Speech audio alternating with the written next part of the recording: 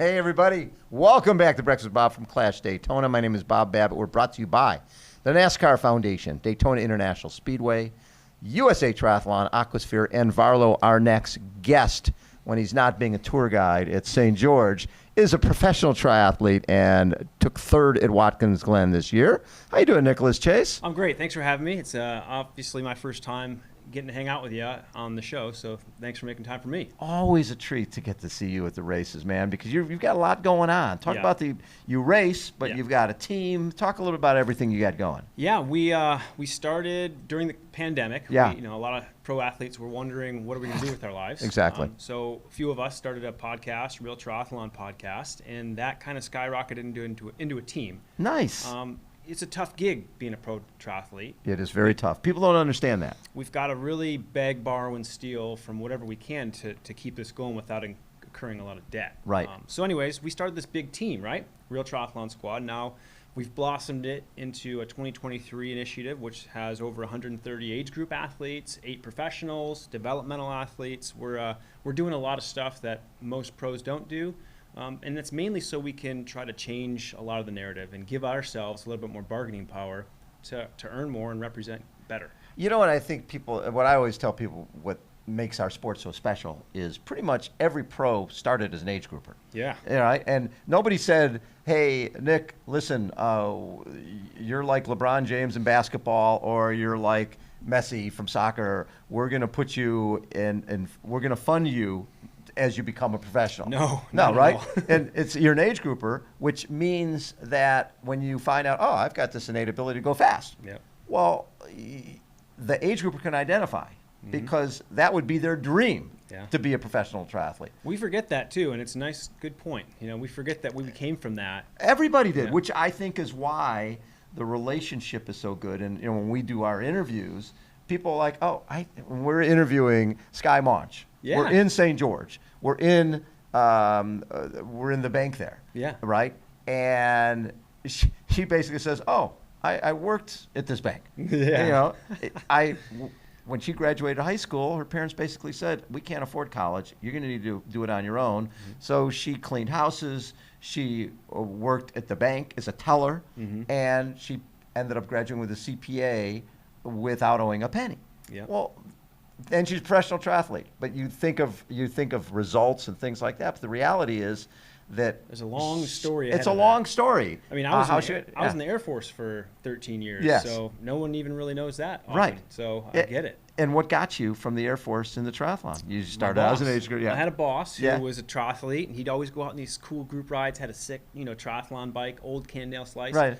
I was like, what is that like? And so, literally, I went on one ride. Couldn't feel my undercarriage for like a week because it was so badly fit. My bike was terrible. And then I whooped their butts on the ride. And then I hired a coach, taught myself how to swim, hired a coach again. And then that was I've been full on in this sport for 9 years, or probably 10 years now. Yeah. And it's interesting because I've always felt that the pros were underserved and underrepresented because it's very difficult to go to a race, pay your own way, and nobody's paying you to go there, and then hopefully making enough from that prize purse to pay your rent.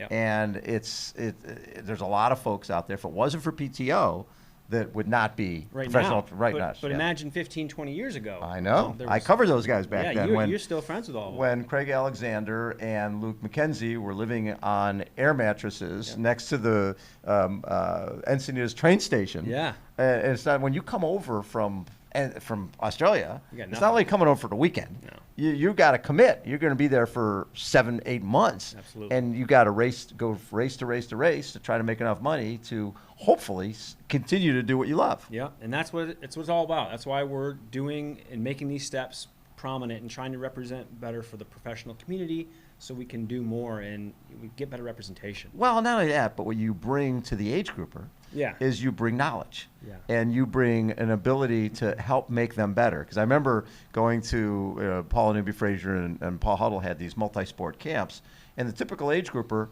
was doing more in training than Paula was. Yeah. Right? Right? And they're trying to balance family, they're trying to balance work, and they're training, not recovering 40 at all. hours, not recovering at all. Where you guys understand that. You understand the balance, you understand the nutrition, you understand the real training you need to do. We find out one way or another. Right, and then you can pass on that knowledge. So if people want to find out about being part of your group, what do? They just go to our website, realtrisquad.com, Yep.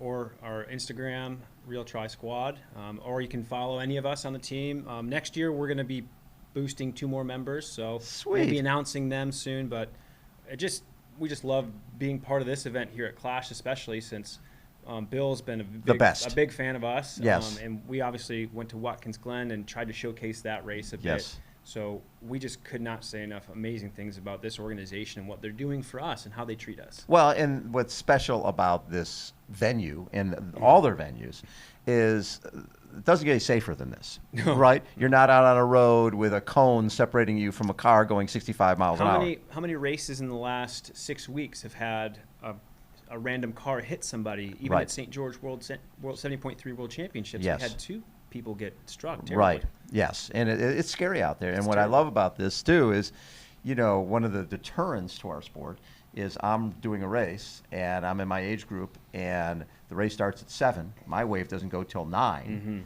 and I have to get there at 4, right? Because they close all the roads. Well, you got a 7:15 sprint race.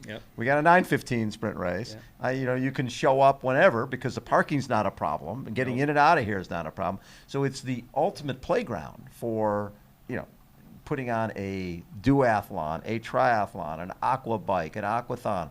All of that could be here all day long. You don't, or you can do a night under the lights if they wanted to. Totally untapped resource that is being really highlighted. I love it. I love it. So, Nicholas, when you look at your career, what do you look at as the best race you've ever had? Still, there's probably a few, but I mean, my goal is to be a name within the full distance Ironman community eventually. I've not been in the sport long enough to really have a huge pedigree, or I would always say, like, for the mediocre amount of results I have, I still have a pretty good following, and it's because I just kind of don't care and I put myself out there, and no matter what, I don't stop. But Ironman Chattanooga Ironman Chattanooga back in 2019, I managed to get on the podium with Matt Russell and Sam Long.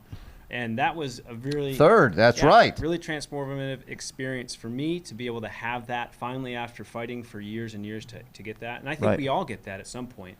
And now I got married. I married a beautiful wife with 2 kids. So I married into a family. And this was last year, and my results have been a little bit lackluster because of the lifestyle change. So refocusing and figuring out how we can manage all that now.